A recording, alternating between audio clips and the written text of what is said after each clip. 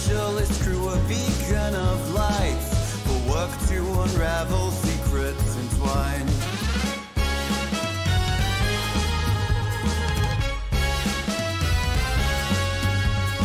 Lore with her care and lust for life, turning the cogs in her curious mind. Scales that tell stories of times long past. Deep in the echo, her interest is cast. Starborne melody echoes in the deep. An ancient history, now our secrets to keep.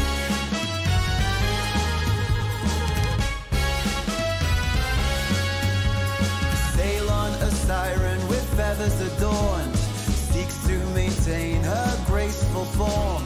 A voice that weaves tales across the sky, relaying the dreams that never die. Rennick the brain with numbers and might, forearms for eyes in the cosmic night. Stoic and with numerical grace, in Lockstitch's crew he has found his place. Starborne melody echoes in the deep. An ancient history, now our secrets to keep.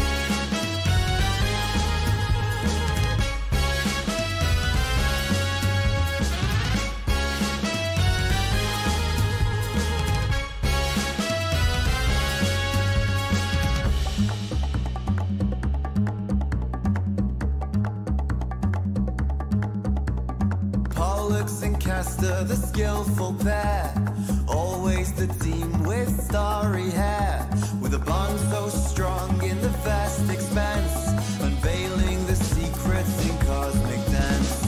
Starborne melody echoes in the deep.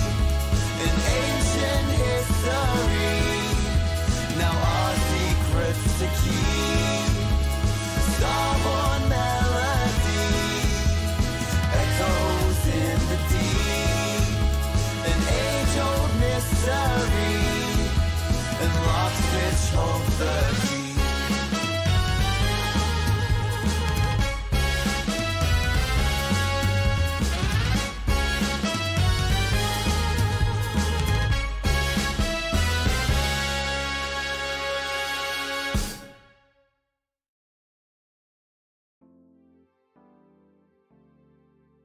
All right.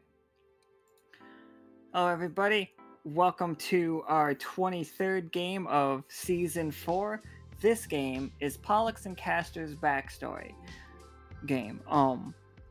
It's gonna be a little weird. We are playing a game called Community Radio.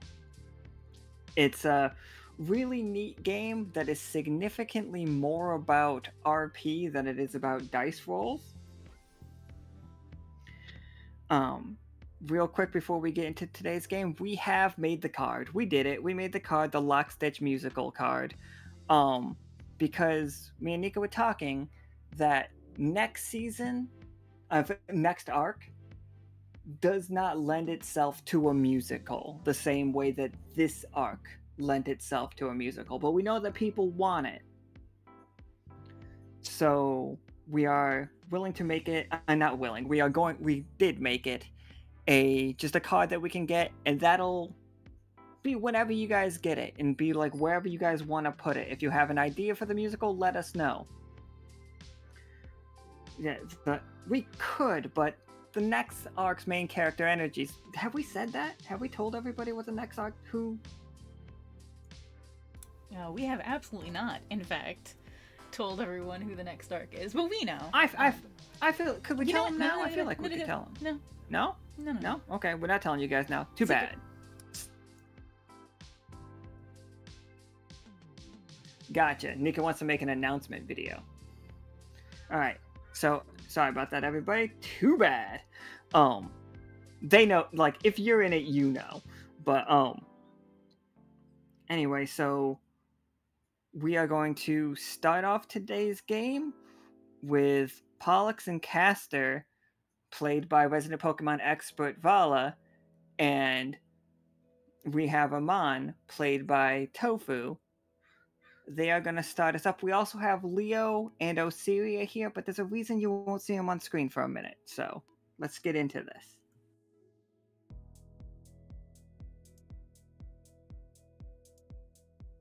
All right, thanks for hearing me out. I have a little working theory that I want to kind of spread your way. No, do tell. So, you know my master, Nyx. See into the future, show alternate realities and things like that. Well, as their protege, I have a working theory on showing the past, and I want to test that out. So I was wondering if you would be a willing research assistant for me. An interesting choice of words, but I suppose we can be willing to help you, as long as it doesn't provide any damages to the facility. No damages, nothing, no one's risk of being hurt. I'm a professional. I know exactly what I'm doing. I may have never done this before, but I'm very smart when it comes to these kind of things. I promise that you are in safe hands. We'll see about that. But very well. All I'm gonna need from you is to peacefully drift off into sleep, and then that's where I will start working my magic, as it were. Just sleep. That's it. That is all you need to do, and stay asleep, mind you. That is the important part. And then we can go from there. Alright, well that doesn't sound too difficult. And then what I'm going to try to weave my craft a little bit so that we can delve into, some past stuff. Just like as you're falling asleep, think about your past, think about who you were. And then I'm going to enter your mind, as it were, and kind of give it shape, if that makes sense. Very well then. I suppose sooner the better. Let's get started. Before, here, I need you to sign this consent sheet just to make sure if anything does happen, I'm not liable. That sounds very suspicious. But No, right. no. Everything is so totally fine, I promise. Okay then. Excellent, wonderful.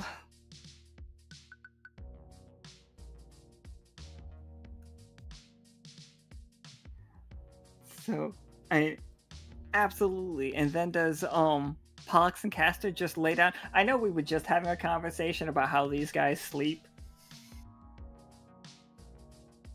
Oh yeah, like I said, they'll usually either sleep on their back or on their bellies, so... And then you start fading off into, like, the dream world. I don't know how easy it is for Pollux and Castor to fall asleep with Ammon, like, right there. Ammon's like setting up like incense and burning it, and some candles and crystals here and there. He's like, don't mind me. Just fall asleep, easy, right? As he just watches them. I mean, it might take them a little bit longer because the idea is weird, but they should eventually fall asleep. Absolutely. Like, Pollux and Castor, as you, like, fade to sleep, you're picking up on the smells of the, all around the room. Like, there's definitely coriander and clove and cinnamon and lemon and, like, other kind of filigrees all around the room. Just, like, really just pungent aromas. And then you just drift off into sleep. Yep.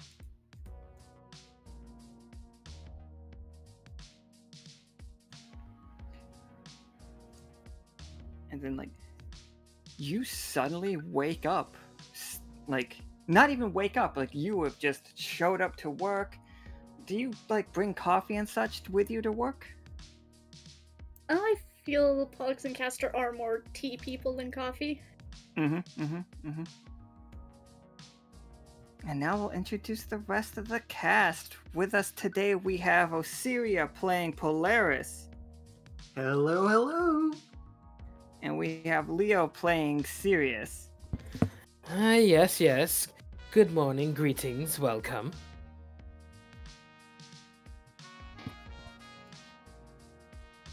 And, like, you all are in the city.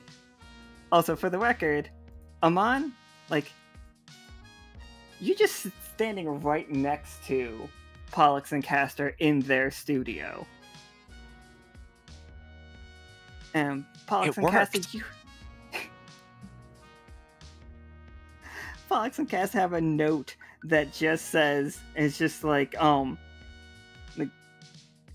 your normal routine, but then it's interview guest, and like your guest is just Ammon, who is just standing there.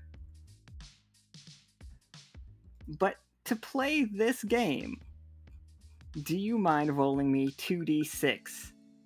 Oh god, yeah, sure, okay.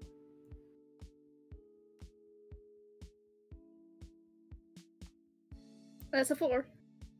That's a 4. Okay, so we are doing for alchemy.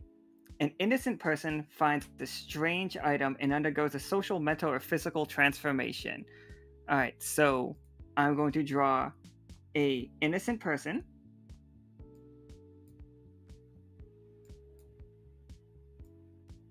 Which is Vela, a paramedic. Oh, is that how you pronounce it, Leo? Vela. Yep, Vela. And Yeah. a new paramedic new to the job. And what did they find? They found a broken radio that leads to... And so the way that this game works is, for everybody watching the stream, and for you guys, so a quick refresher, is we are going to do a quick slice of life scene that involves these two things. And this is going to be reported on the radio. So, you know what? Here we go. Let's put just here. This is gonna be Vela. I know the token is pretty like medieval fantasy, but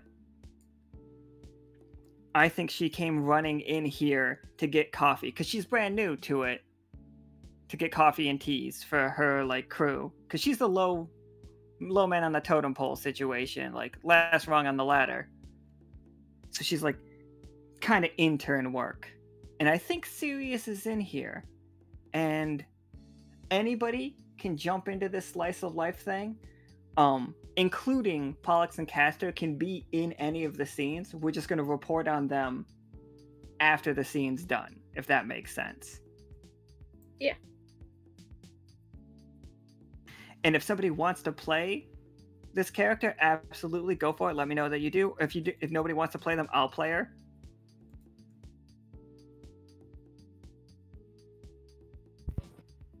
So, I think Vela walks into the room, or walks into here. Sirius, what are you picking up here? Like, do you drink coffee, or? Unlike those tea drinkers, this one here does drink coffee. Like, no sugar, nothing like that. Just straight black coffee. It's the only thing that manages to wake him up early enough for his work.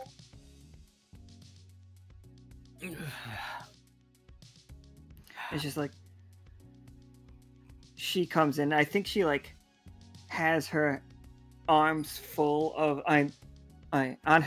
she comes in to get the coffee for her team, and she waves and she like sits directly in front. Sirius, you are the rival of Pollux and Castor, right? Indeed he is. Are you looking for a scoop? He Are you also a news he guy? always Sorry. Yes, he always has an ear out. He's not gonna let these two one up him every time. No. It's not how things work here. Absolutely. So like, she comes in and she sets the radio down on the counter nearby. A broken like radio, almost like a. What if? And the way that I'm picturing it is things are getting kind of fused in Vala's memory. Not in Vala's, but Pollux and Castor's like memory in this dream space. So like, you guys all have no idea you're in a dream at all. But imagine one of those like ancient phones, the ones that you pulled off a hook on the wall, and like you held the receiver up to your ear, and then you held the mic out a little bit. You guys know what I'm talking about? The receiver's attached with a cord. I might need to Like see old it. cartoons. Give me a second. Because like I'm trying to vision. I'm pretty sure it's something in my head, but it's not like it's not clicking. Well, at least the chat knows. You're better at this than I am.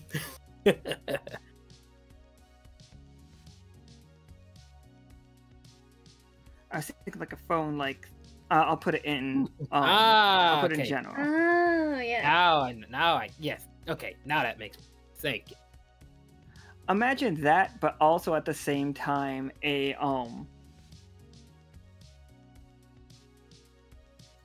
like a ambulance radio at the same time, like both of those things. Like that's the way the technology went.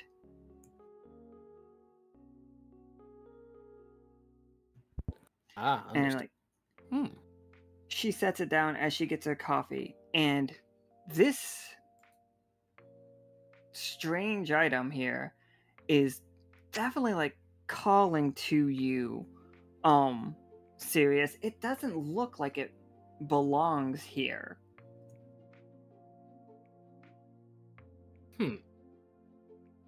Did I say Sirius? I said Sirius.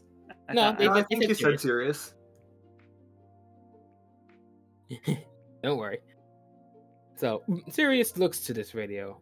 It's definitely strange to him, and it definitely got his interest. As he walks towards the radio and looks to the owner of it, like he would assume anyway. Excuse me, Miss. I was like, oh yes. Vela. She's like tries to pull in her coffee and put the coffees that are being loaded into the cardboard tray. As she like puts her hand out to shake your hand. Ah, yes.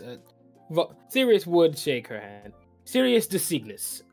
It is interesting to meet you, and, well, even more interesting to see this strange item you have here. I'm not familiar with this kind of... Something about it is very interesting to me, but I can't put my paw on it. Yeah, we were driving down the alleyway near the old abandoned mine, just down that way. It's like we got a report that somebody was injured. When we got there, we didn't see anybody, but it's just like our radio went on the fritz, like, and started like shooting out sparks, and like seemed to be smoking. So we needed to get back here as fast as possible. And everybody decided they wanted some coffee. Yes, I can understand the coffee, but you mentioned the mine shaft in particular. That's what made this radio go haywire for some reason. Is that correct? That's where it happened. They say that like a lot of people are talking that it's haunted lately. A lot of people have like convinced that we shouldn't be playing with that place anymore. The roots, if you will, have begun to grow. And she's like, oh, I'm sorry, I'm not supposed to talk about the roots. Roots, you say? Well, ordinarily I would consider all this haunted nonsense to be just a little hogwash, but if it's actually messing up technology, that sounds like it could be worth looking. Well, I will be sure to keep it a wide berth. Might not be worth getting myself in trouble. But I appreciate the warning. Spoiler alert, he's still going into he's still gonna check that out when he can. Absolutely. She grabs the radio and like stacks the coffees on top of it as she like starts walking out. You hear Sirius. The radio begins to crackle as you walk out of it. What do you hear?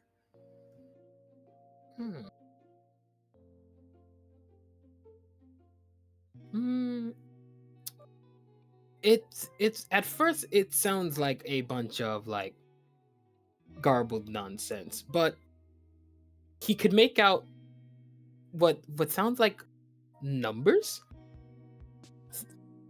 and a couple of letters. Like there was an X and a Y and some numbers. All right. And Sirius, do you write this down on a napkin or something? Indeed. Or like if you have your...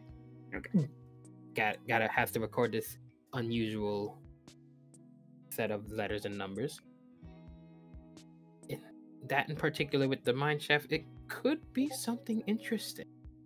Shame he couldn't keep the radio, but didn't want it to seem too odd just taking a random paramedic's radio. Absolutely. Okay, Pollux and Castor, here comes your part. Oh boy. Can I get 2 more D6s? 6. A 6. It's like, okay, so your bumper before you get to the story is community history.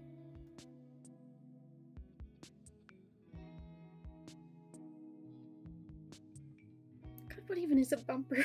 I'm so sorry. Like a little 30-second tops little thing. It's just like this, and today's episode has been brought to you by... Sorry, one second. And like that was kind of like brought to you by, and it's like today's episode is in remembrance of, or anything like that. Those are considered bumpers. Oh, okay, yeah.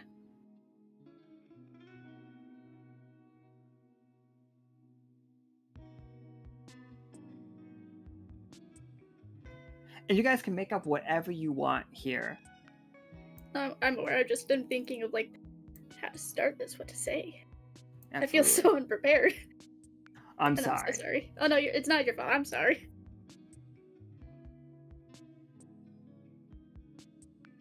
Oh, since this is the start of the session, then just begin by, good morning and welcome to Community Radio. I am Pollux, and I'm Castor. Today's segment begins with the remembrance of...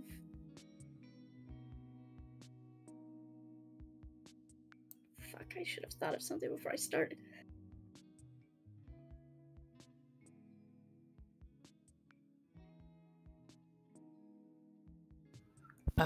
If you don't mind me throwing a suggestion that could help out, a character speaking. I do not mind suggestions, thank you. A section of the community history could be about the mineshaft itself. It is an old abandoned mineshaft, but why though? Oh, that's right, yeah. Today's first section is brought to you in remembrance of the old mine shaft, which unfortunately has had some serious structural damage to it recently. Investigators are still looking into what has happened, but it's a bit of a shame, really.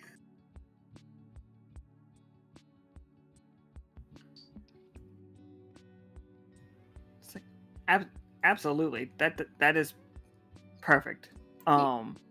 So you are now... What is... It's like, yeah, you can link that to the fact that your story has to be about... Oh, Leo, what's a decree? What is one thing that we know about the city, about the dream now? Since the mineshaft, since the incident in the mineshaft occurred, it was made basically a decree for the citizenry to stay away from it. It is meant to be off limits, and only like official personnel are allowed to get near it for safety's sake of the citizenry. Of course, whether or not they listen, let's be honest, most people don't. Well, there you go, Pollux and Castor. That has been the decree that came down from the council. I think Pollux and Castor do not have a memory of the council. Okay. I think that feels weird. Oh wait, am I reading out the decree as something Yep. that's been? You read out the decree to everybody, telling them to stay away from the abandoned old mine. All right, yeah, fair enough. Due to the structural damage, it has been decreed by the council to, as a warning, to stay away, as the surrounding area can still be a bit unstable. Only people allowed around it are on-site professionals and brought on help. If you are not a member of this list, then I do assure you to please stay away. I also think it says authorized press at the bottom of that page. Authorized press too. So Ammon, like, you were here, you were successful, you did it. Like, you are in Pollux and Castor's dream. They are going about their day as though things are normal for them. How's it feeling here?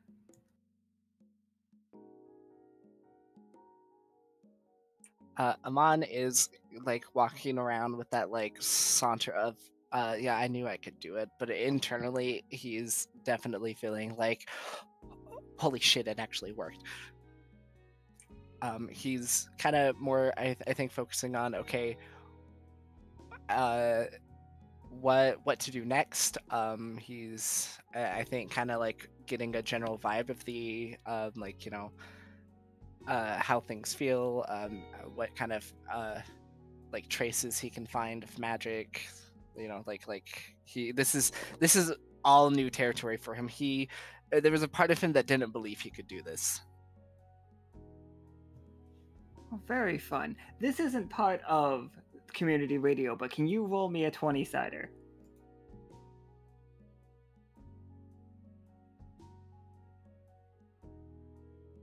Oh, I thought it was so going to be that scary. one. So a tough choice. Ammon, you can, like, you're in this radio station and nobody is, like, looking at you. You know what I mean? Like, it's almost like you're invisible. But if you bump into people, they will apologize and, like look at you and have, like, quick conversations. But it's almost like they don't have conversations for you preloaded. You know what I mean? Like, you did not exist here. But you can find the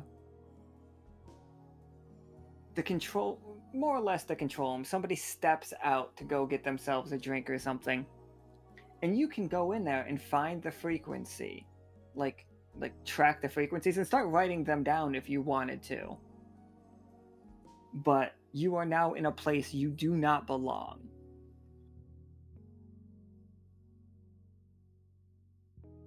Or would you like to stay safe with Pollux and Castor and just stay near them? Both have ways of telling stories.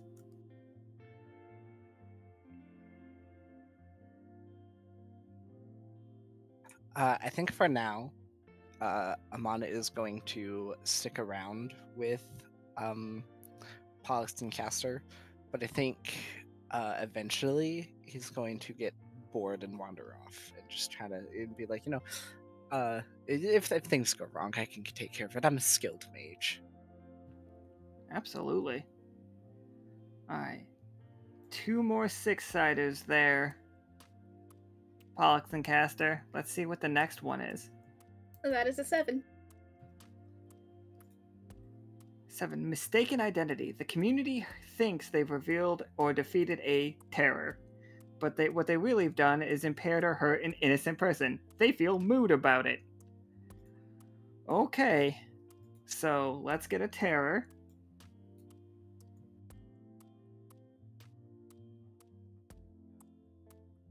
Okay, they think they've killed a terror, or they think they've caught a terror. But really, they just blame poor Rigel the barkeep. Oh no!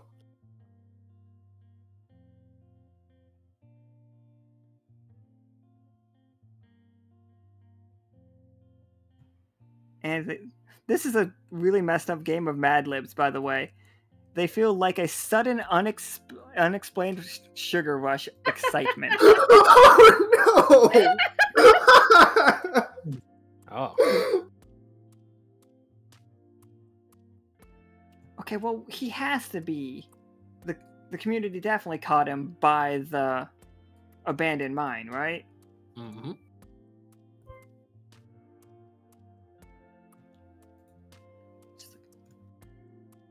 Sorry, I'm gonna be right back.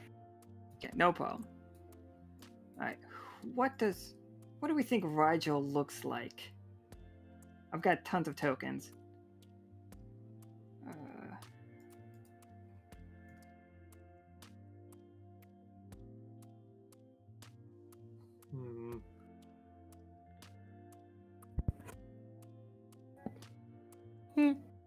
So someone suggested a cute little chubby fellow. I mean, yeah, I kind of like that idea.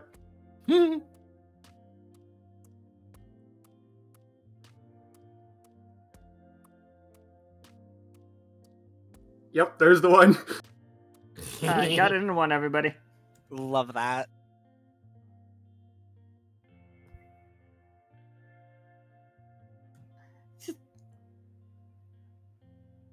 Alright.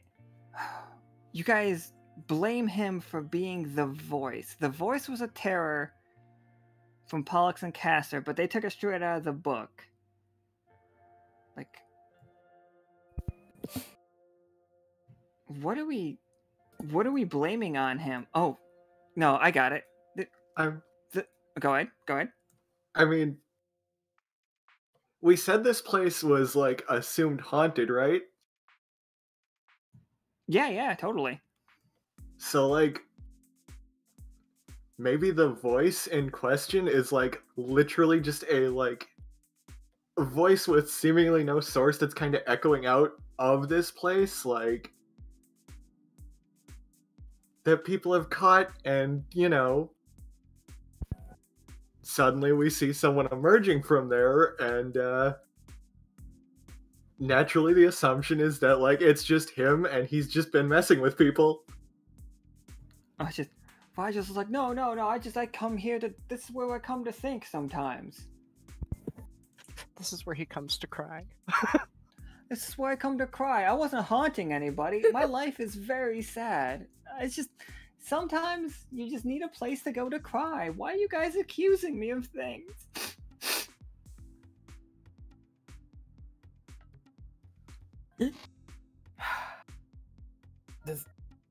There was literally an official decree not to go near the mine shaft. Clearly, some folks don't pay attention. And, well, I mean, all I'm saying is we haven't seen anybody else just coming out of here all mysterious-like, so... I'm not trying to be mysterious. Like, it's just... people don't see me all the time. Like, I've been here. Like, people know that I've been here. Like, it's only, like, noon. So, like, I didn't open the bar or anything. So I have time. I can walk around. I just needed a good cry. That's all.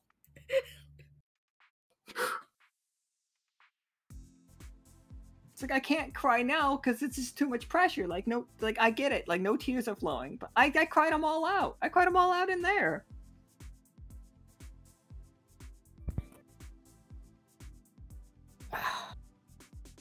I should have known that whole story of haunted voices.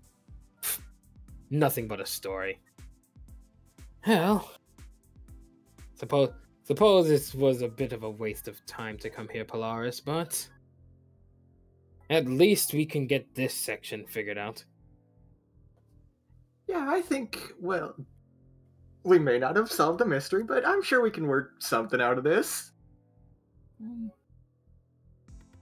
You two What? do notice some roots Hmm? crawling out. Like, they're not actively moving, but the last time you were here, you didn't see them, you know?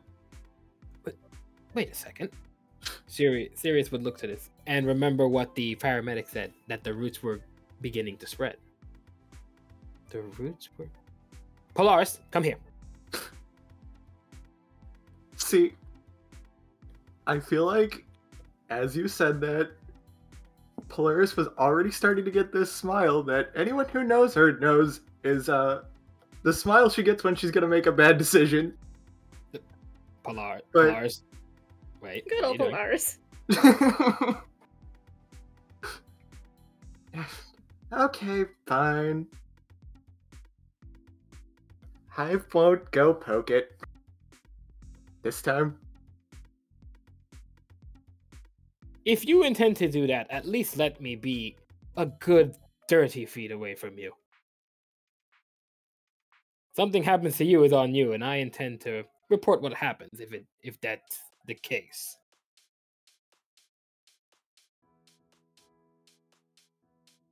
Look, trust me, I'm gonna do it in a way that's totally safe. Sirius rolls his eyes, but it's like, all right, let's see what you have, and what you have in mind, Polaris. I mean, I think her totally safe way is just picking up like a stick or something and poking it from a distance. Just to see how it reacts. I also think that, like, this is so good because, especially because Tofu put that card in there, the giddy, like, sugar high one, and it's so good. Because the idea that you guys feel so great that you solved the mystery of the haunted thing, and you're just going in poking stuff. It's like, yeah, we're great, we're amazing detectives. And then you poke this one root, and have you guys ever seen the things that, like, are so dry that when you poke them, they just, like, kind of pour a spore outward into the sky? Mm-hmm. So you got that happens to you, Polaris, as you poke this. It just kind of cracks immediately, and then you two smell lemon incredibly strongly. Ammon, you smell lemon in the office as well.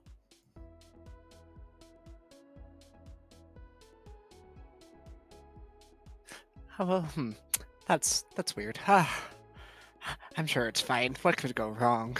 Wasn't lemon one of the incense? Don't worry about it. Polaris noticed that smell of lemon, and for first he looks around.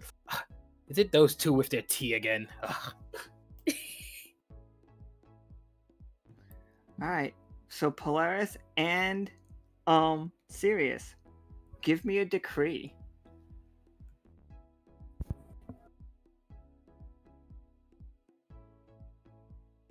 What you got, Polaris? I think the obvious answer is, since, you know, the decree about stopping people from going near the mines absolutely did not work, gotta add another level to it, and absolutely do not touch any of the roots that are in there. Nice. So basically, if folks messing with the mines in particular, they may have to face potential police action. In other words. Yeah. Understood. Well, there you have it. If folks keep messing with the mine and go further than they really shouldn't be, considering they weren't supposed to be here in the first place, well, arrests may have to be made. No touching the roots under threat of legal action. Yeah. All right. Pollux and Castor, community radio time. You got a 5 there. Traffic. What's the traffic like out there right now, Pollux and Castor? Or do we have do we have somebody that does traffic? Either one. And now we move on to today's segment on traffic. It looks like that the seems like all the trains are running on time as expected. No delays for today as of right now at least. Train.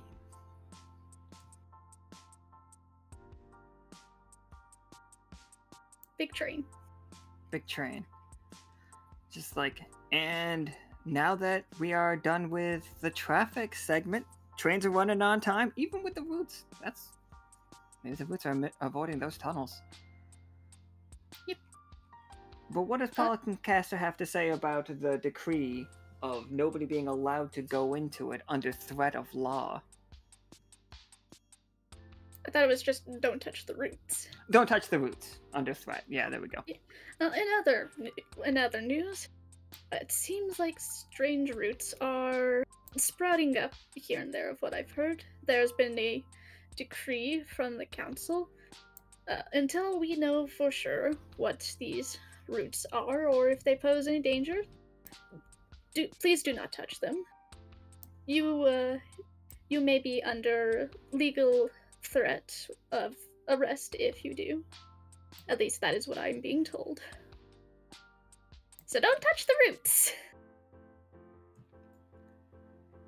Ammon, in the room with... let me get these over here a little bit, because we don't need them. While you're in the room with Pollux and Castor, you start hearing these things about the lemon and about the roots, and you start smelling lemons. And I think Ammon has spent even just a couple of weeks with the crew, teaches you a little bit about, like, roots and lemons. Like, specifically, lemons are tied to the dream worm, which is a terrifying creature that we dealt with. That literally just makes your dreams come true. And also, well, yeah, he never had anything to do with roots before, though, so. Like, I think, Ammon, you are feeling anxious in this moment. Like, no, wait, no, you're not. I'm sorry. You're feeling a giddy sugar high.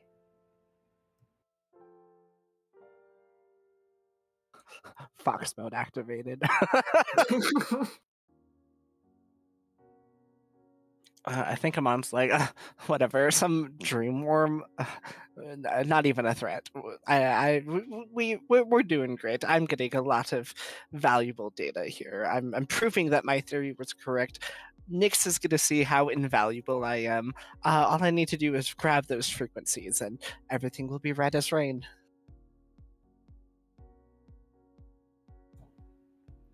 Absolutely. Let's grab those frequencies. Roll me a 20-sider.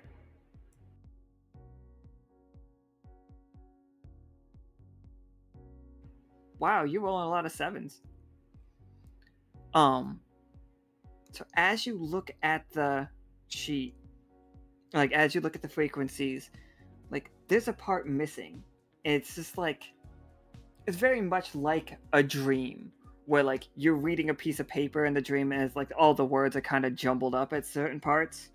Like you're missing a key equation in this paperwork. Like you have everything you need, but then it's just like there's a part that's just like it's some letters and some numbers, and it's just not here. I think the screen would then show Sirius like looking at the paper that he wrote down, where he wrote down the clue earlier. Like Sirius has what you need.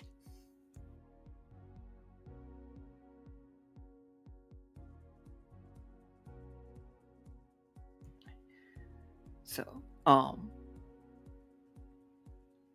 Pollux and Castor, it is time for your lunch break. Oh, this boy. is it's not in this version of community radio, but it does a different version I was looking at for like the non-GM version of it has a lunch break for you. But what happens on your lunch break? Leo, can you roll me 2d6 to see what happens for Pollux and Castor? Oh, Oh no. of course, of Ooh, course. that's fun. I would want nothing more than my dear friends to enjoy their lunch. Oh shit, a 2. That's the lowest you can roll. The dice showing Sirius's true colors. Jeez. I know not what you mean. It's like a late lunch at a place of interest causes an innocent person to be hurt, and we reveal a late lunch at a place of interest causes an innocent person to be hurt by an unknown terror. Add a new terror to the game. Oh, that's neat. That is. Oh my. Alright, so your place of interest. You're having lunch at the Nova Park. Oh.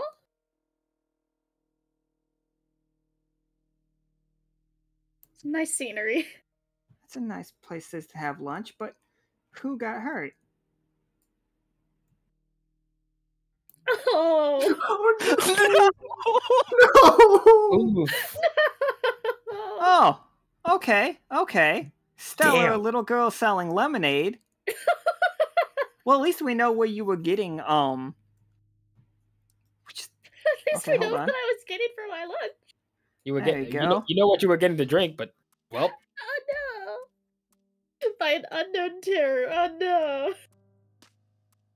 she's just so excited. She's like, oh my god, I just got this off the ground. I just paid this off, guys. Oh my god, Oh are you gosh, local you're pretty celebrities Pollux and Castor? Indeed we are. I can't believe local celebrities Pollux and Castor would come to my lemonade stand. Like, just outside of Nova Park. I don't like the fact that the AI named this lemonade stand Kincock.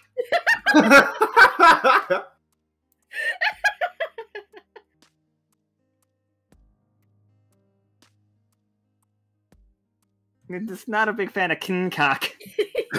She's young and can't spell. Right? She's like, it's supposed to be concoctions, but I don't know.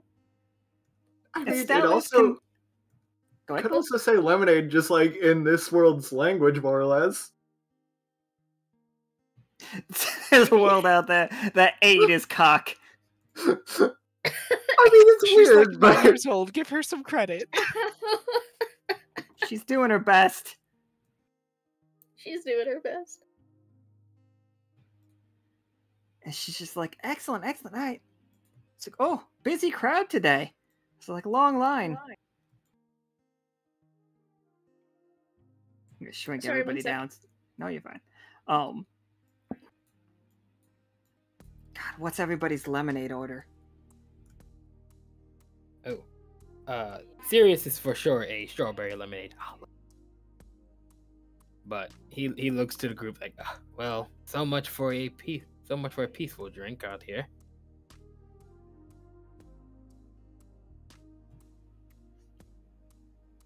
Ammon, are you following Pollux and Castor around? Just taking in the sights? Yeah, probably. He's probably like, well, this is my only sense of like normalcy here, so I might as well follow the brothers.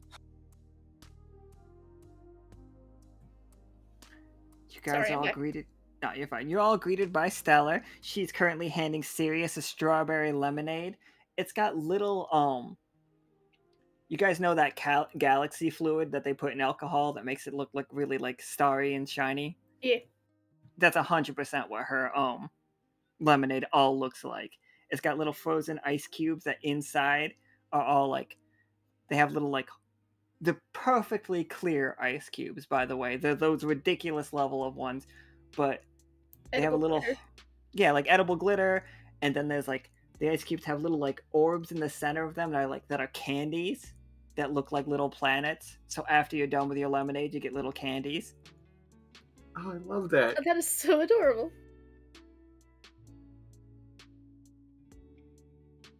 And she's just like, and here's your strawberry lemonade, and she puts a really big, like crazy straw in there. Thank you, That- miss. I think it has like as you like drink it in, it has to go up at like a Saturn's ring situation, and it's got entirely too many rings, so it's Mhm. kind of annoying. Mhm. Like how much you have to suck to get water and to get your drink. It is a little annoying, though. His eyes keep watching the little liquid keep spinning and spinning and spinning. His tail swishes slightly, but he doesn't want to admit it. Do his eyes also go a little bit wide? Just a little bit. But he will not admit to the fact that he finds it kind of cute. Stella's just like, at the second you wag your tails, she's like clapping like wag your tail. She's so happy. You just hear her clapping and like doing a little bounce around. She's like, you like it, you like it, you like it. She's like, well, what about everybody else? What can I get you? I've got every flavor you can imagine. As like her sclera goes kind of black for a second as she says that.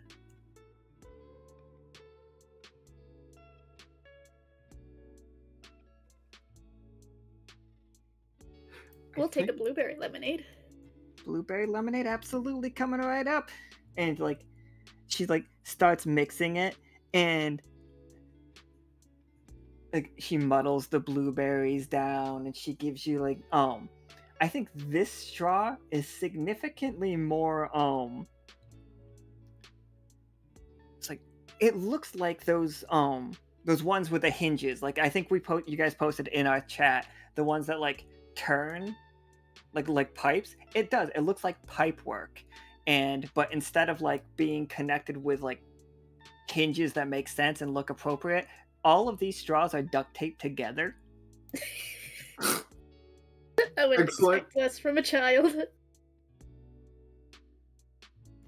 It's just like they're all duct taped together, and then it's got a little miniature like monster truck sitting on the rim as she passes it to you. It's like, one blueberry special. That is so adorable. Aw. And she's like, look, and she pulls the little truck off of it, and it goes vroom vroom, and then she puts it back on. And Pollux and Castor will happily drink that lemonade. Oh, it's delicious. It's so lemony. It's very lemon forward. I have to ask: is it just one big straw, or is it like two straws connected together for both of them? Oh shit, yeah. Did they get 2 drinks? Or They did probably, just would get get, they bigger? probably get 2 drinks. Okay. Are they both blueberry though? Because they're Yes. 2 blueberry special. All right, the second one comes out, and it's got a little like jet ski on the top of it, like that's just kind of like Adorable. paddling its way around. Doll. Nice. Mon, can you roll me a 20-sider seeing these things? Another 7! again! What is up with my sevens? Oh, 3 sevens in a row. Ooh, card time. Yeah, that means like everybody gets coins. Ming, ming, ming, ming, ming. Who got the bingo card?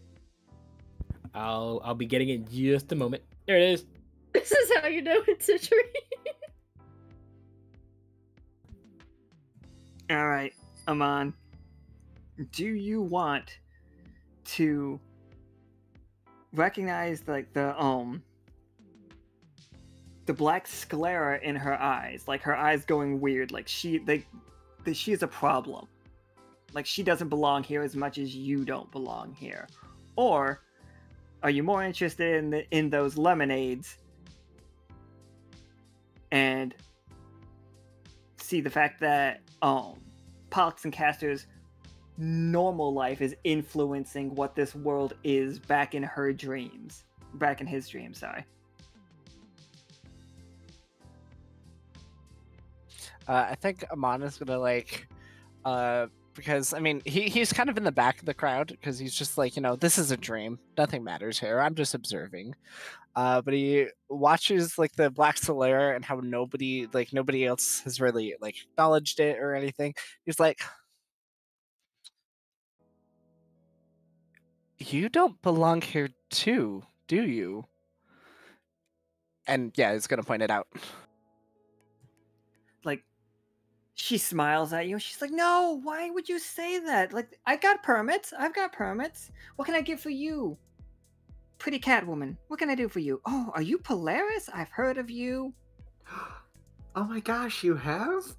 I have. Everybody says you've got just the cutest earrings, and you do. Oh, thank you.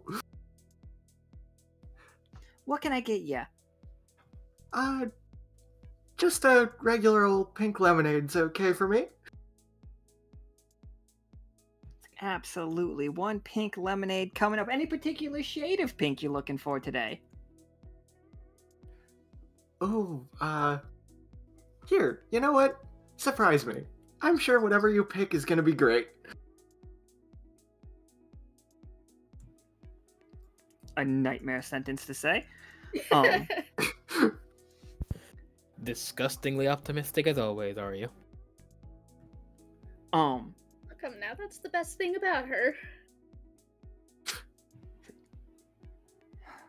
So you see her like lean down to like grab a jar up, and suddenly everything like flashes a little bit, and like she comes over the counter again, and she's just like, I've got a headache. And like you see some of like she falls down behind the counter. So that's how it happens. She falls down behind the counter as she's getting the pink lemonade. Uh-oh.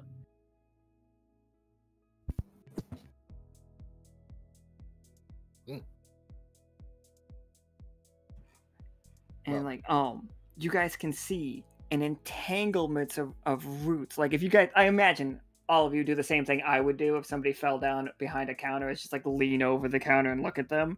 Mm-hmm. Absolutely. Mm-hmm. So like you can see dozens of roots creeping up through her lemonade stand's floor and into the bottom of her. Wait a minute. Her feet are these roots. Polaris, are those not the roots from the abandoned mine shaft? I think you're right.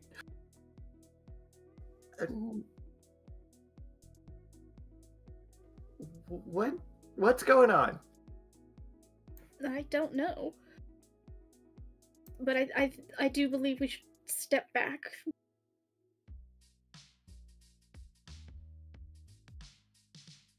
Polaris? Not me trying to find all my fucking tokens. Sorry, go ahead. Yeah, Polaris, make sure this is recorded. I will alert the authorities. Alright. Yeah, and Sirius will get, law enforcement, because, is it something they're supposed to deal with? I think Stellar, like, reaches up, her eyes completely black, and, like, all of her teeth are very sharp and jagged now, as she almost has yellow frills. Like, she does. Her hair looks like yellow frills coming out the side of her head. And she's just like, I gave you my lemons.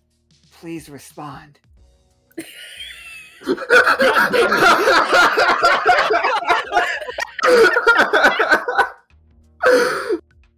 I think seeing this nightmare, Amanda's gonna grab Pollux and Castor and be like, wake up, wake up, wake up. Hi? Who?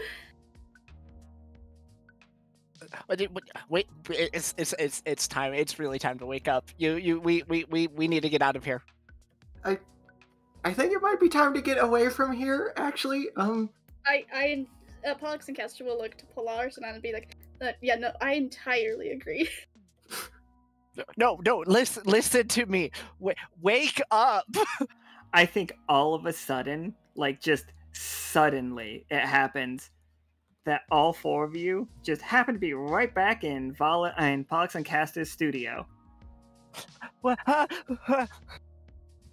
As Pollux and Castor, you are about to queue up another one of your hooks. Do the rest of us feel like anything happened, or is this just normal bumpers. again? I think it all feels. Wait. See. Sirius See. and Polaris, both roll me 20-siders, please. Okay.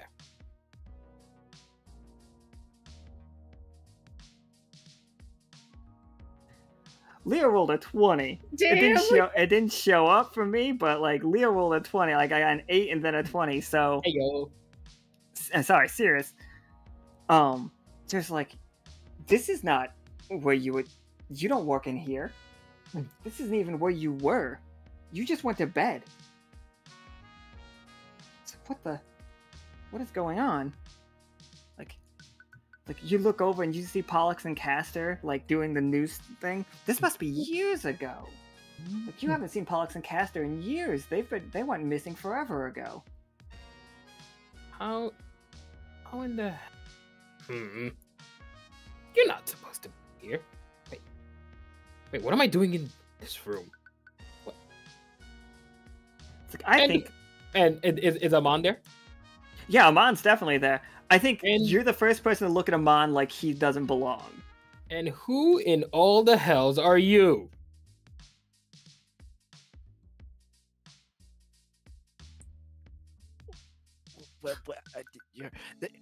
You're not real. This is a dream. Oh, come off that. If I'm serious, we'll walk over to him and just like basically flick Ammon over the nose. If I'm not real, you would not feel that. So cut the bullshit and tell me, what are you doing here? Are we in the recording studio currently with Pollux and Castor, or You are in the recording studio with Pollux and Castor. Your tough choice, Polaris, for like getting the 8 is you can either like this is the dream shot for you. You are going to be able to go on air with Pollux and Castor and help them with their next bumper. Oh, it's a dream come true. It's just like, this is your time to be the star. Or you can realize something is a little weird. You don't remember getting here from the lemonade stand. Which would you prefer? oh shoot,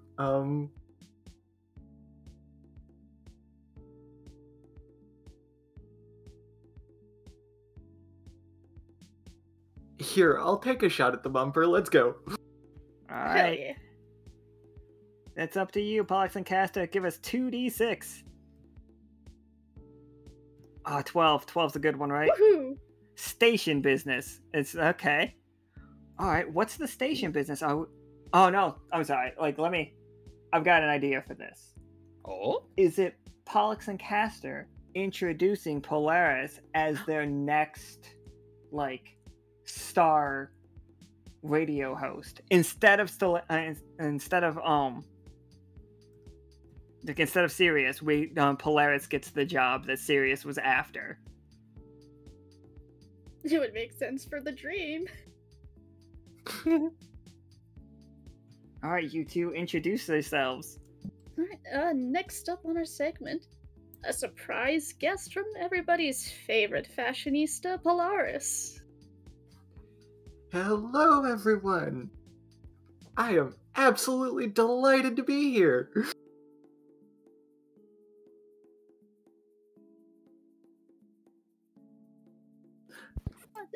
Tell us a bit about your next upcoming fashion show. Oh, well, I really don't want to say too much because it would ruin the surprise, but let me tell you, I have got some amazing new outfits in the works, and I think everyone is going to love them.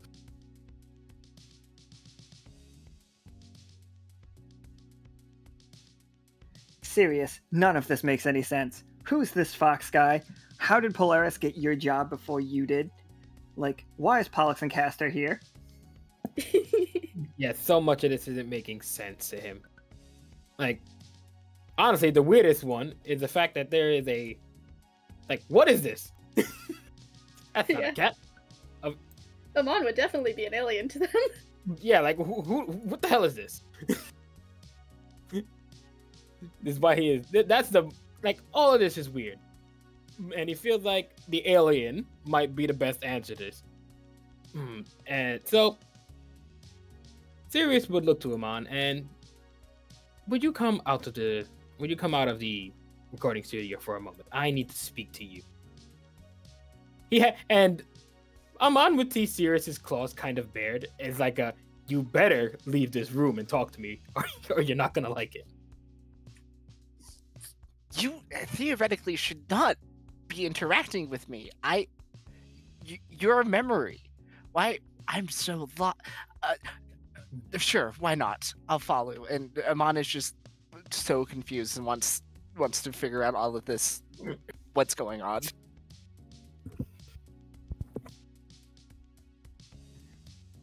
So while those two like go outside the room real quick, like slid underneath the door, the way that you get most of your messages from the council, arrives a new decree. And this decree, Pollux and Castor, might be the first one that makes you question things. The decree is, sleeping has been forbidden. Huh. Water rations around the town have been replaced with caffeinated beverages. Drink up, fellows.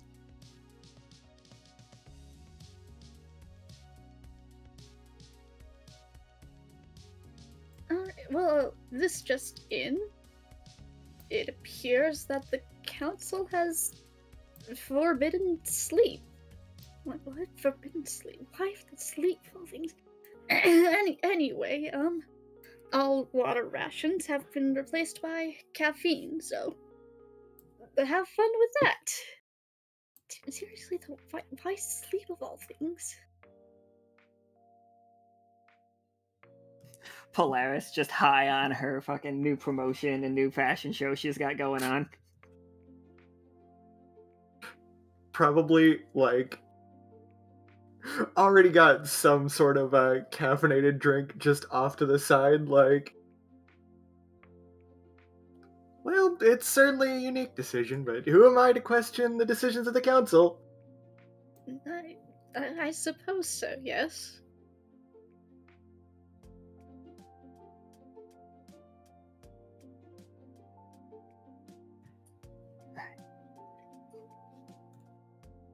So, oh, sorry, the new terror is the dream worm, by the way. Oh. Like, the dream worm is here. The dream worm is active. The dream worm was Stella. The dream worm is Stella. That's fine. Stellar, sorry. Wonderful. Alright, so yeah, Ammon and Sirius, you guys can have your conversation. We'll say that you guys are in the hall. Okay. I don't have a hall map. Sirius would go to Ammon, very threatening. Now listen here, you satellite-eared whatever you are. Satellite? You're going to explain what is going on here. Polaris does not have the job I have. Pollux and Castor shouldn't even be here. They have been gone for years. Either you will explain what's going on, or I will dock your ears to match mine. Damn, what a threat. Right? Wait, what do you mean they've been gone for years?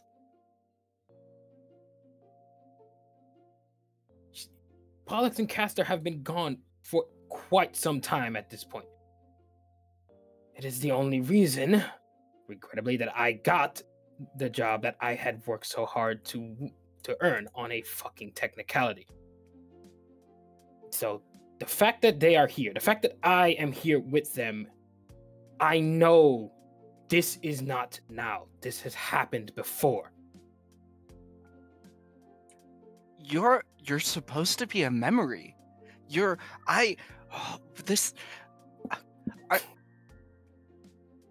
Are you asleep?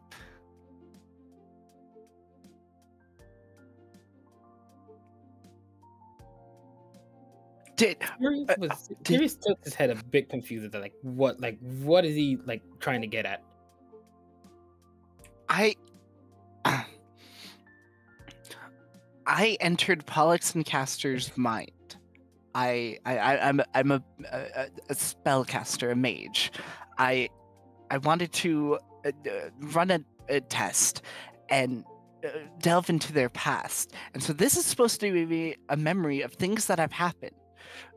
You acting like this, you're not a memory, are you? This is intriguing. It may be intriguing to you, but this is getting increasingly infuriating to me. Well, I apologize. My intention was. Where are you? Question to the players of Pollux and Castor. Yes. What's the name of the homeworld? The name. So, the city in question, I actually never gave a name to. Its default was just Chargestone, but the name of the planet itself, I gave Sandvars. Sandvars, and the city is Chargestone. Yeah. I am in the city of Chargestone on the planet Sandvars. The planet is called. Our home is Sandvars. You should know. Wait, you're not. The you're whole not everything shakes. Reality is shaking upon you saying that. What did you do with your? Everything smells of lemon. Oh no. Oh no, did we set the dream worm onto my home? We need to wake up Pollux and Castor. We need to end this dream. And it's the only way for, I guess, all of us. It was supposed to just be me and Pollux and Castor, but did I pull people into this dream? It's just like, and during that, Pollux and Castor can, Pollux and Castor, please roll me 1d6, and Polaris, please roll me that other d6. Oh.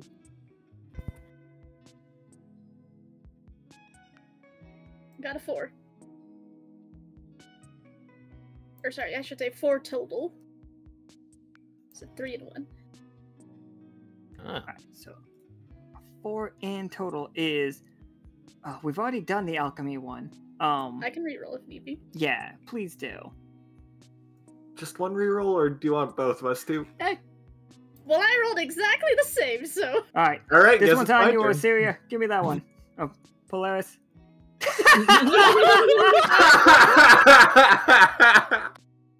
Good lord. Just rolling the same Nice. thing over and over again. Let me fix. Of course, leave it to me to fix this. Okay, I swear. okay. This is why this. Oh God. Here. Look, this is why I was given the job. Oh boy. Wait, but did you just replace Pollux and Castors? Oh no, I'm just gonna add that. It's gonna be a 9. So we're making it a 9. Oh yeah, absolutely. So we are all individuals. A cult has been discovered in, let's see, we got a location. Cult of the Lemon. In Orion's Wacky Mirror Emporium. Yes! Oh my god, yes! And then it is based around a strange item.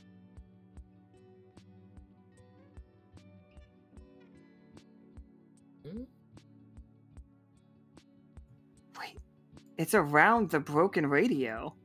Ooh. Oh. Quick started a call from the broken radio. The same goddamn radio he saw at the beginning. Makes sense. Yeah, that makes so much sense. It's all connected. Wonder what tune that radio's playing. Today brought to you by Ryan's Wacky Mirror Emporium. If you're lost, follow the floorboards.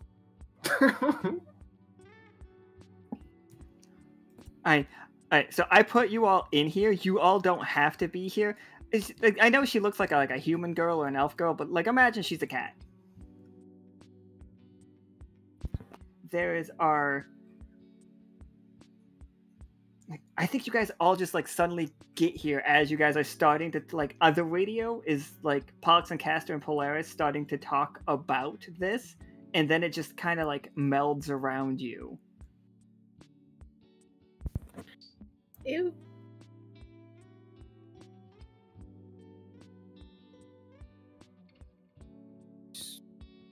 Sweet Nebula, how are we getting around these places so quickly? What is going? What? Wait, that radio.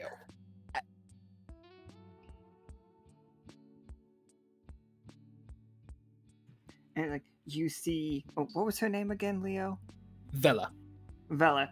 You see Vela and a crowd of people, all with like lemon rinds on their head as hats. The lemons are very big.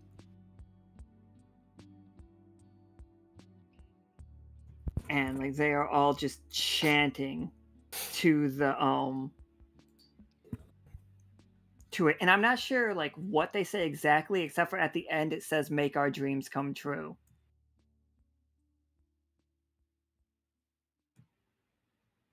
As like you guys have like wanted to go in, and they are inviting, they will let you in to like do a report on them. They're willing for interviews.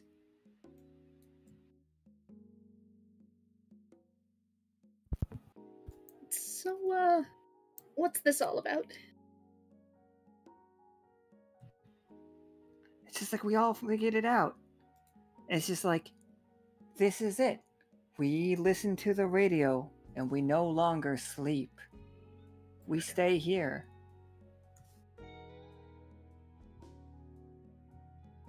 As like you see them, like each one of them will very carefully reach out and turn the knob on the radio once, and then they all stop and stare at it in silence. And then when nothing happens, they take a step back, and the next one does it. It's very like Sword in the Stone feeling, like that level of reverence. So they find the station that works. It's like, way. Yeah, that's slowly working it through, but like there's like literally. How many radio stations does a radio normally has? Like 106 or something. Like, so you got 3 and then points. So there are like thousands of combinations to try, more than thousands of combinations to try. How many combinations can you get out of 4 numbers? A lot. Yeah, so they're trying to do that, but in a ritualistic way, and it's gonna take forever. And, how did you stumble across this, process of yours? Is that the right word? Process? It's just like, I was given a message by the great dreamer that this will let him in. We just have to let him in. And who is the dreamer? No. Bad idea. Bad idea. No, it's not a bad idea. This is the best idea. They say they'll make all of our dreams come true.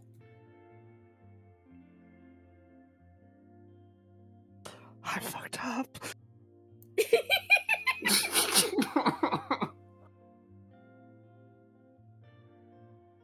I'm amazed it took you this long to figure it out. Listen, everything I do is perfect, except for this one accident. So you choose my homeworld to be that accident. I Great didn't work. mean for that. Listen, I'm trying. Oh no! God, we have another Rigel over here. Look, listen. I've seen that radio before. I get it, man. I get it. I know. It's just like they said I was gonna make my dreams come true, and I turned the knob, and it didn't work, and it's so sad. They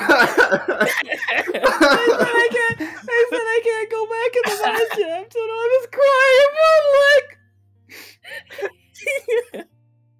Beautiful. Ammon grabs him and starts crying too. It's like, I just want Nix to be proud of me. I just want to cry alone. Sirius just slaps his forehead. Listen, he like, you know, to Ammon, like he kind of pulls him over. Listen, I've seen that radio. I've heard some numbers and letters on it. It could be useful, and it seems like you're the only one who seems to understand what the hell is going on here. So, for better or worse, we have to work together. Wait, I'm sorry. He wipes away a few tears. Numbers and Here's a letters? hanky. Oh, thank you. And he like blows his nose. And he pulls out the note that he had on the frequency with the missing part. Does it look like it would fit here? Sirius would get his little handkerchief that had the letters and numbers. Do they properly like fit? Oh, absolutely. Like a Tetris piece. And what they would see, it would be for some reason coordinates. The letters and numbers would signify coordinates. It was an X, Y, and the part that Sirius didn't have was a Z. And so wherever the coordinates are, the coordinates are leading. Wait, I've seen these before. These are coordinates, but they're leading below the mine shaft. Okay. Polaris, Pollux, Castor. Yes? Yeah. We have a potentially groundbreaking story that is coming our way soon, and we need to get to it. Strike while the iron is hot. I'm This one- surprised you're actually sharing a story with me. Now is not the time for your jokes.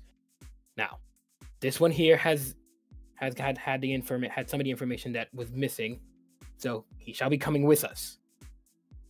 I'm so proud. I didn't know I was going to be invited. Not you! No. Me.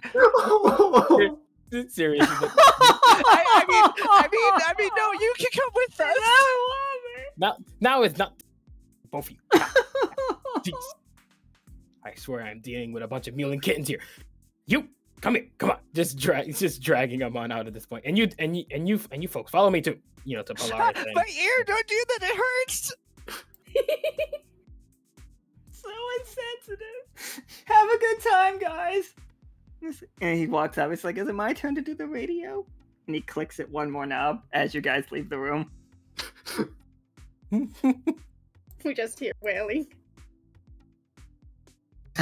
It's totally. It didn't work, so he's crying so much again.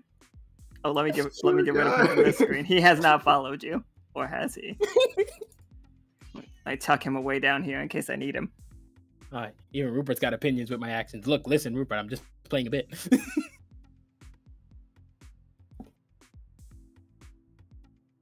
Okay, so as you guys approach in here, it is darker.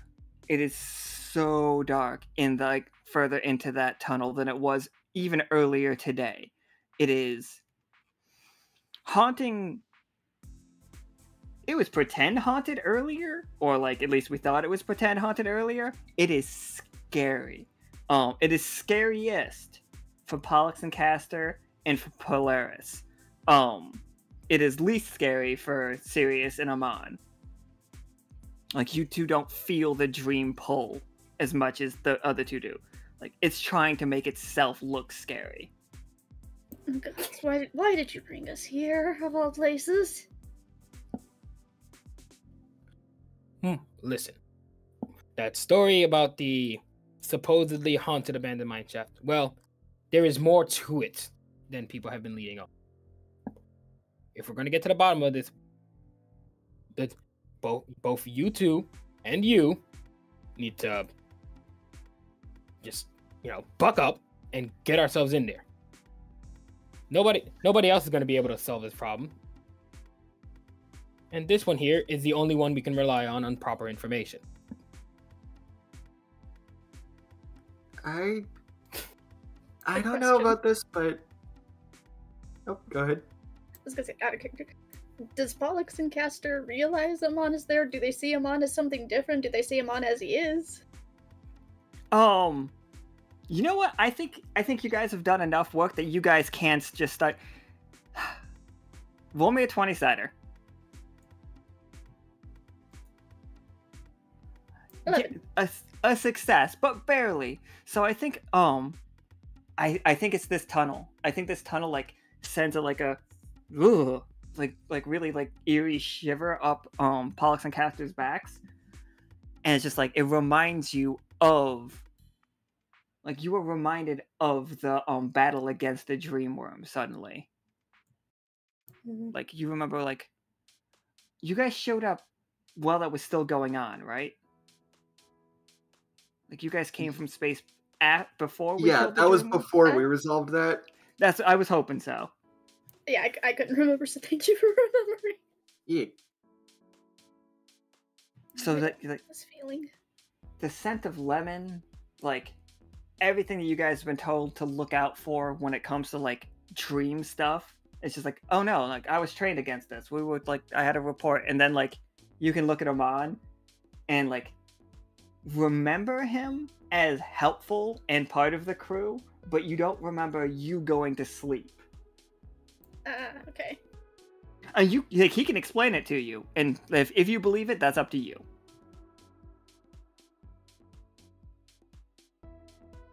Right. Okay. I still don't like this tunnel, but if you say so. Everything's fine. This is a dream. Remember. What? It's just like paper starts showering all around you, all four of you, and it is written in the council's handwriting, and like just like dripping ink, and it just says, "We do not talk about dreams. We do not talk about dreams. We do not talk about dreams." Like a ticker tape parade, but like from. It looks like it's dripping from the ceiling, but as it drips, it turns into paper.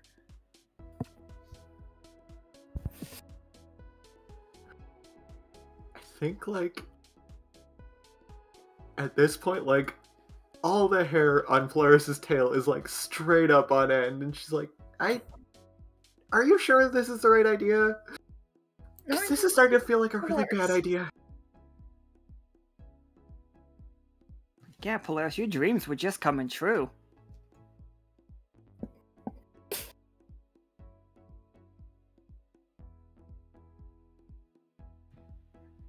But, through here, Vala, you have a memory. Like, it suddenly, like, occurs to you. The last time you saw this abandoned, mine shaft was the day before, was the day you arrived on Liminal. Ah.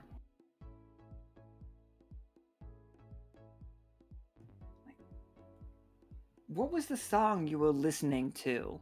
Like, you don't have to, like, sing it or, like, tell us exactly, but just give us a vibe. Like, the day you were lost. Do you mean like this thing they were following that led them to Liminal, or like something from here? Yeah, like, was it a song that was playing in that? Because we know the rifts opened up when you got the right frequency. Yeah. So, like, you are following that now. Like, you are feeling like your old self. Not like you're now gone through all of the shit you guys have gone through. You've like before you ever broke Billiam's arm, before you Wing, before you joined the Wander crew, while you were still Before I just went a to radio. space. Yeah, before you went to space, before you became a best-selling science fiction author.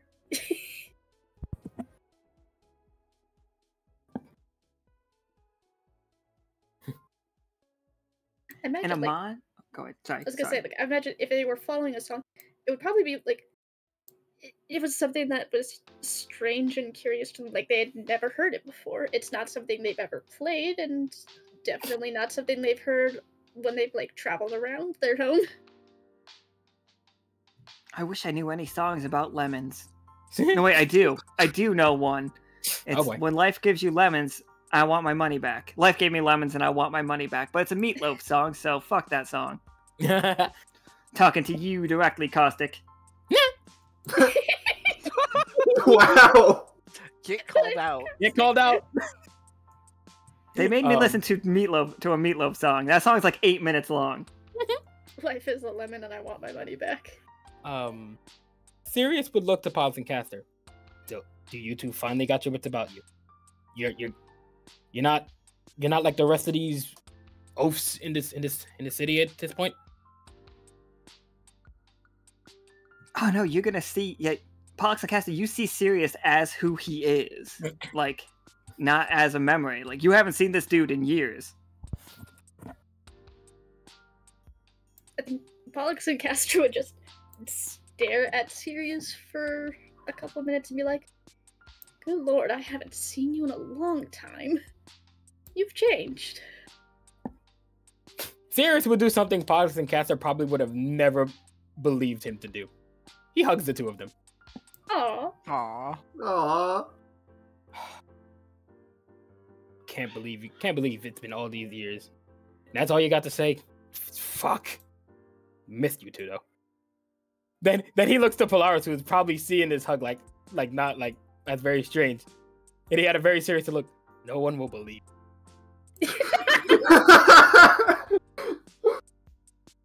I mean, at this point, this Polaris is also aware that this is a dream, or is it still memory Polaris? So like Polaris can like make a roll to snap out of it, but so far Polaris is just like this dream is everything that she wants, you know? Like she is very successful. She is known by like the lemonade stand knows her by name. I'll laugh if the hug is what breaks her out of it. Yeah, I feel like that's what it is. That's why she's gotta like why I'm gonna make the roll. Yeah, go for it. 17, that's it. You break right through of it. It's just, wait a minute. Like, hold on, that isn't right. It was almost another 7.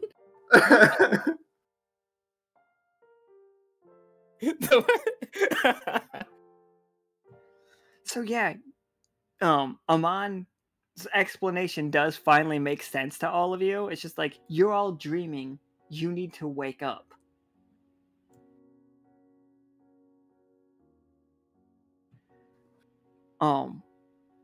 Pollux and Ammon, you and Sirius is like finding out that resonance thing, chasing that down. That does come from here. Like, deep in here is the way home. Or like, at least you would theorize that going in here will wake you up, whether you want it or not. Listen, all we need to do is go straight into here, and we will all wake up. Before we do that, I get the sense that you guys haven't seen the twins in a while. This might be your last chance to ever talk to each other again.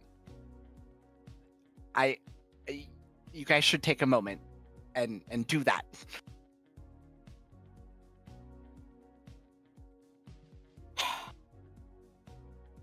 Much as I hate to admit it, the radar-eared one is right. Radar. Did I stutter? Anyhow. Years. It's been years, too. What? Have I really been gone that long? I think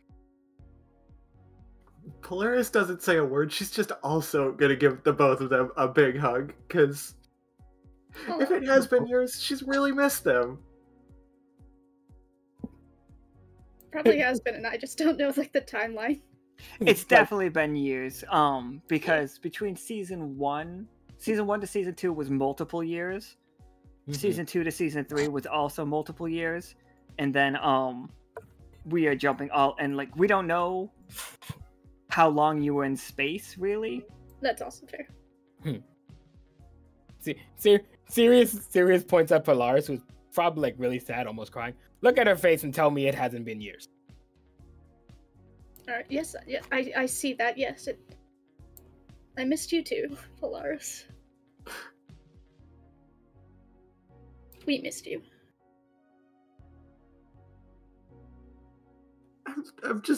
I'm real happy to see you both again.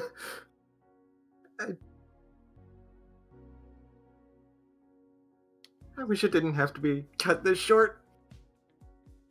Indeed, I really do have a lot to say. Just not enough time. I did it once. I can figure it out again. Assuming without the dream worm nonsense. The dream what? A unexplained variable. Oh God! Big no. He has arrived. We need to go. We need to go. We need to go. We need to go. We need to go. We need to go. You are. We need to go. Count your blessings. You are required right now. Come on.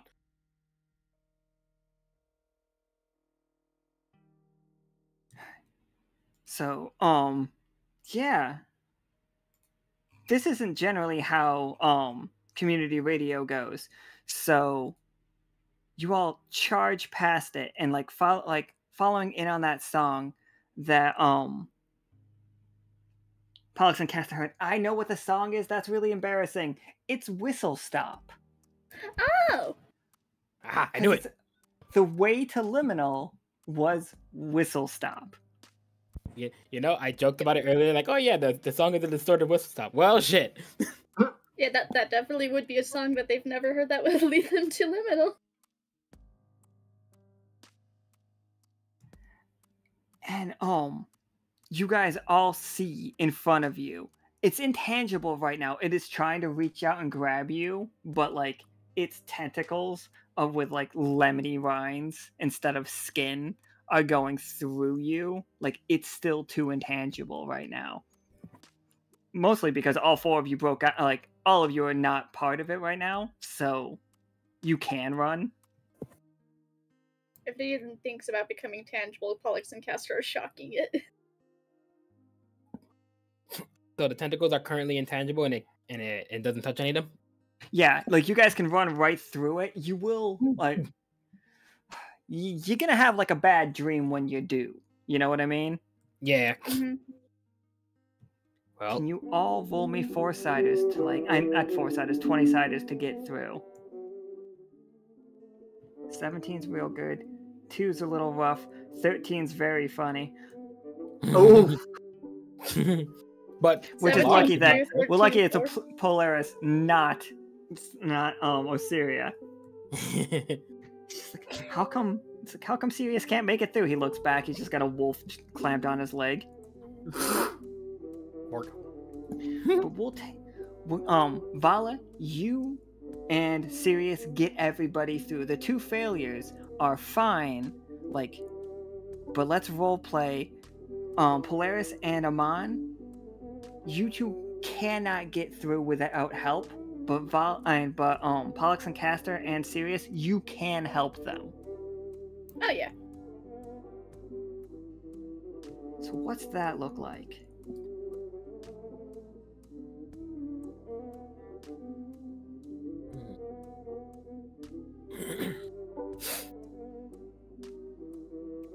I imagine, like, for Pollux and Castor, it's just grabbing one of the 2 by the arms and yanking them through. Just yanking. Sirius will do the one thing that always seems to get Polaris to move faster. He insults her fashion. Because he knows that will work. Yeah, I think, like, since we said that, like, it's kind of like a bad dream going through, like, there was definitely a moment where she was just, like, frozen in fear, but as soon as he does that, she snaps right out of it, just like, excuse me? Yeah. Now, listen here! Just, like, stomping right up to him, like, oh, that worked. Well done. Good. Now come on. Yes, let's get moving. As you guys go through, it's just like, as you get closer, it's just like baba deep ba deep ba do do deep ba ba ba do. And then What is that droning sound? and Is you it in the see- actual world's lore, is it called Whistle Stop or is it just something else? I think it's called something. I don't know if Whistle Stop is still probably fine. Yeah. Legally distinct Whistle Stop, but we'll call it Whistle Stop because we've used it long enough. It's ours now. Come at me, Disney. Don't come at me, please. I don't. Please don't. That's the one thing you don't want to come out Yeah, to. that's a dangerous game. So as you guys go through, like walking, the dream worm is promising you all everything right now. Except for Ammon. I don't think it's talking to Ammon. I think it's actively avoiding talking to Ammon. But Polaris, you Fuck you too. He's scared of Nyx. Hands down, Dreamworm is terrified of Nyx. So I think he is probably also scared of you. Like untrained, but still, you could kill him in a different world. And if you do that, he's gone. Like Freddy Krueger. But Polaris, you see an amazing store. Like, has your name on everything. You are like the model of every single dress. It all looks beautiful. You are like rolling in money. You have your own jewelry line. And it's just stop, stay. As you feel the tentacle, while still partially intangible, you feel its weight resting on your shoulder.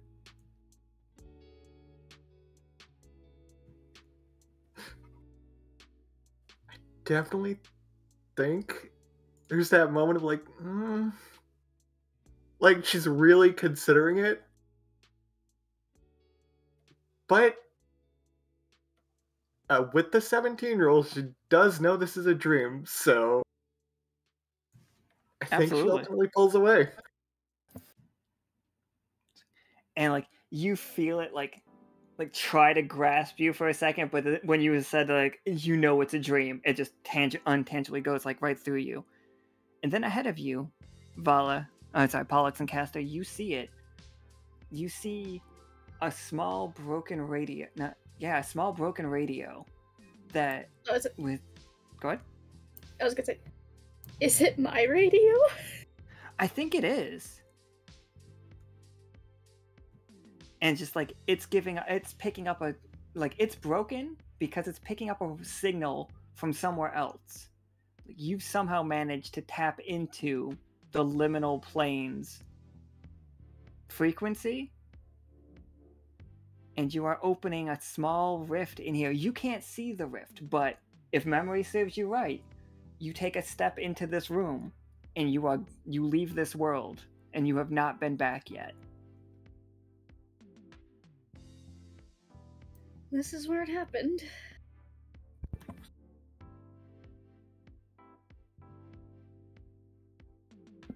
Well, what are you waiting for? You've seen what's chasing us. Last thing we need is for that thing to catch any of us. It's been years since I've seen you two, but the last thing I want to find out after years of seeing you is something horrible happening to you. Loath am I to admit it. Would rather know you two are alright. Sirius is right. You should get going. Right? I'll figure out a way to do. Now that I know I can do this, I'm going to perfect this. I swear, if you bring this thing back here again. Perfect meaning nothing goes wrong. At the moment, I don't believe you. Yes, you did tell me nothing bad was going to happen when I agreed to do this. Nothing bad has happened yet. Bullshit! No, you know what? Now's not the time. Come on. The more time we waste, the closer this thing gets to catching up to us. But before we go, if either of you ever find yourselves in the stars, look for a world called the Ecosahedron. That's where you'll find me. But that's only if you manage to ever find your way there. You mean when? Fine. Yeah. If there's a way to get to you, we're gonna find it. Don't you worry. Love that optimism, but we need to go before we die. Agreed. What does for it once, look like? For once, this one is making sense. What does it look like as you guys like go through the door? Like it's a wide door. I'm gonna say like it's a cabin entrance situation. Are you guys like holding hands? Are you guys like single filing it? What's it look like when we go through? Goddamn caustic. I mean, group jump together? I don't know. Group jump together. Group jump together. All right. So you guys jump through, and Vala, remember how I used to describe us going through the hallways of like in between worlds? It was like rainbows and ridiculous amounts of color, and like outside the hallway. That. Yeah, outside the hallway you could see real space, not like a universe's, not a world's own space. Like you can see real space, like where you've traveled before. Yeah. And you are seeing that, and you are all seeing that, and holding hands together, you see Polaris is the first to vanish off into like starlight. And then Sirius vanishes off into starlight. Ammon is with you, and it feels like you're about to get to the end of it when Ammon vanishes, like jerked from your hands. Wait, what? You wake up on the beach of the Great Reef in Liminal. What? Hello? Hey Ammon, something went wrong. Like you feel the doorway to like the waking world happening, but Pollux and Castor fell through another hole. Like they ended up where they went in the dream, like in their past. Do you have any way of grabbing them?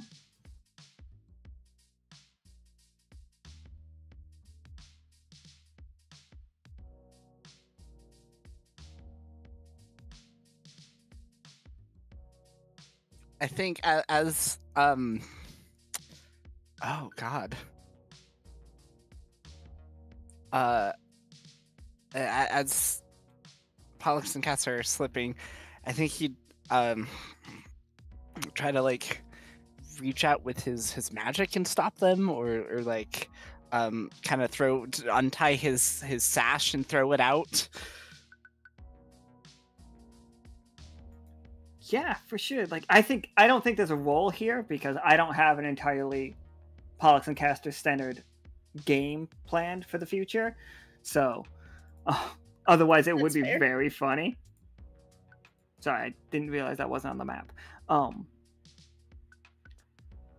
But yeah, what's that look like? Does it like wrap around Pollux and Castor's arm, or does it and like you just pull them back into that reality? Yeah, so I feel like what it looks like is it like kind of cradles Pollux and Castor by, I feel like the waist would be the most like supportive part, and then just like a rip back mean, that would be the most sensible spot to grab them, where it's not like you're trying to grab one over the other. That does make a lot of sense. And then, yeah, Pollux and Castor, you come flying out of that and land like directly on your bed, just like thump, and it's just like that's like your mind landing back into your bed, not like your physical being landing back in your bed. And I think they would just jolt up with a gasp. Oh my god. And then two more voices is just like, also just right there in your bed with you, by the way. What?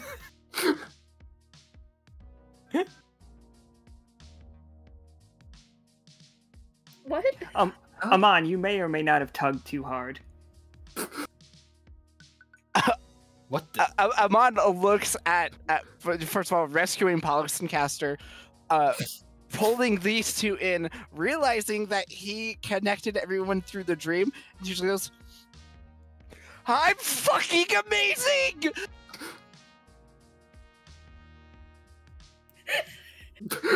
And yeah, I think that is the scene where the screen would fade to black. I think, real quick, as we're fading out, you could just see Polaris wide-eyed, just looking at every single part of this room, just in awe. Sirius looks like he's about to choke this fella.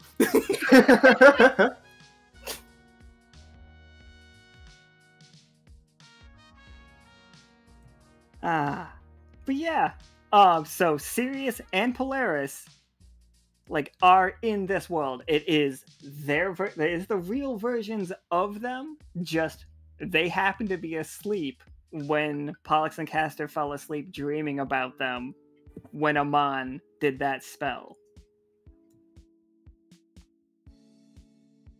So, yeah. Alright, everybody. And that was the first of the backstory games we've gotten to. I hope everybody had fun. I had fun. That was an absolute blast. I had so much fun. This was such an amazing game. This phenomenal. Sirius is just like, did you kidnap me? You are being rescued. Please do not resist.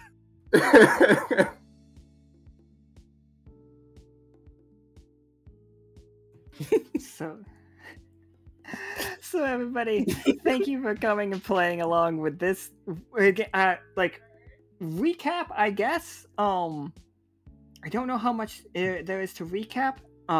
But Pollux and Castor and Ammon decided to do like science, magical science, to like work on his abilities. We went into Pollux and Castor's dreams, where they were a radio show hosts, and accidentally kind of got that dream corrupted with a nightmare or a dream worm.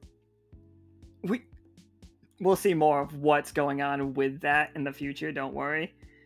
And in the process of waking Pollux and Castor up, we dragged two more people into the ecosahedron. Like, we grabbed Polaris and Sirius and just kidnapped them, kind of. And we learned that Ammon is both incredibly cocky and also kind of deserves being cocky. He succeeded at exactly what he was trying to do.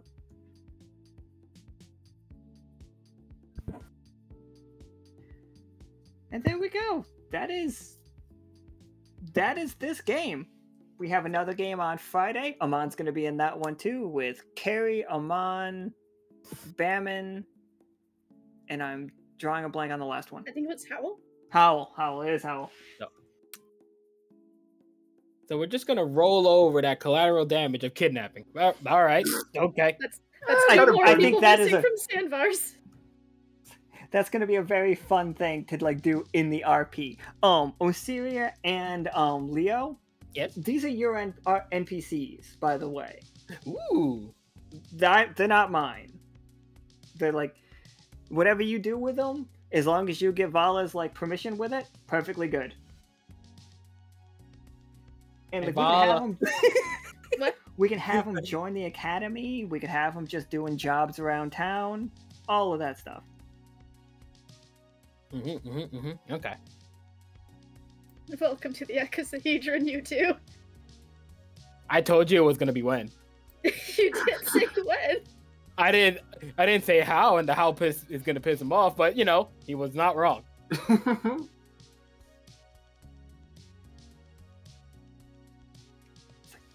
Task failed. Upwards.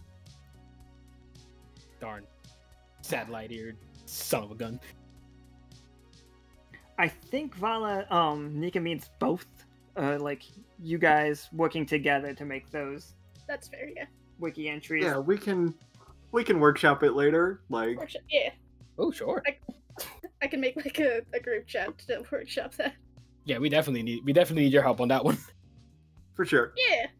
There might be a group chat for that already. I mean, There's- you're not wrong. You're right. They don't want to talk in front of us. Oh, no. We can leave. We can leave the chat. It's I okay. want to see. To take it personally. Look, this is just okay. look, this is just between us cats, okay? Just as cats.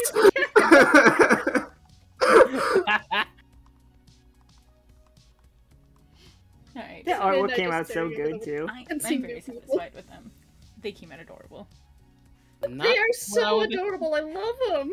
Not what I was Yeah. expecting out of old Raffle. I wasn't but all right. expecting that at all. That's so phenomenal. Like the art is amazing. Y'all are too kind. Yeah.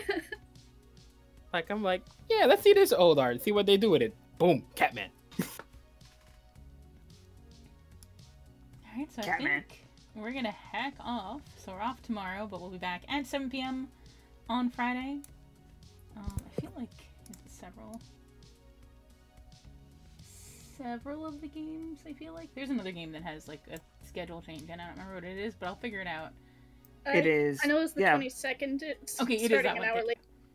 Alright, so we have 2 weird ones in the weekend, and then the next Friday is also a weird one. But I will update the calendar to reflect that. So we're gonna heck off. Y'all did amazing. That was a hilarious fucking game. You guys did so good, and it was super cute. Yeah. I stumbled in the beginning, but I managed to do the ad lib. You got that shit. Mm-hmm. I wasn't expecting the Nat 20 to lead to that, but all right. That was amazing. Alright, so we will see y'all Friday. Bye forever. Bye forever, everybody. Bye.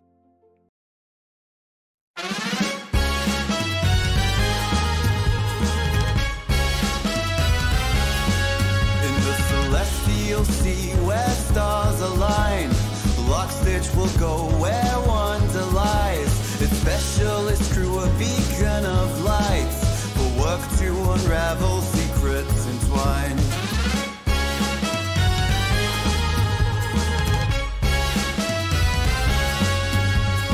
Lore with her care and lust for life, turning the cogs in her curious mind. Scales that tell stories of times long past. Deep in the echo, her interest is cast. Starborne melody echoes in the deep. An ancient history, now our secrets to keep.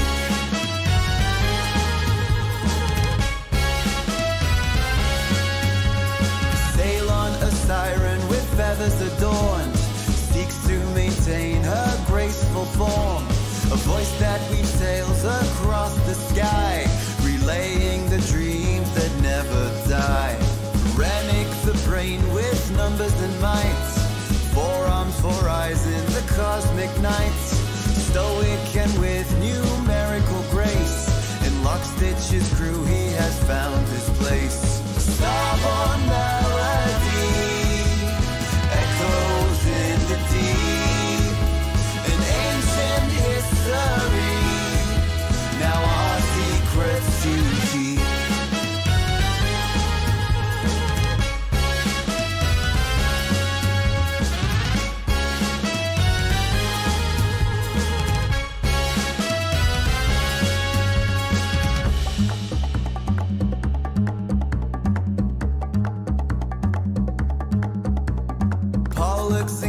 Castor, the skillful pair.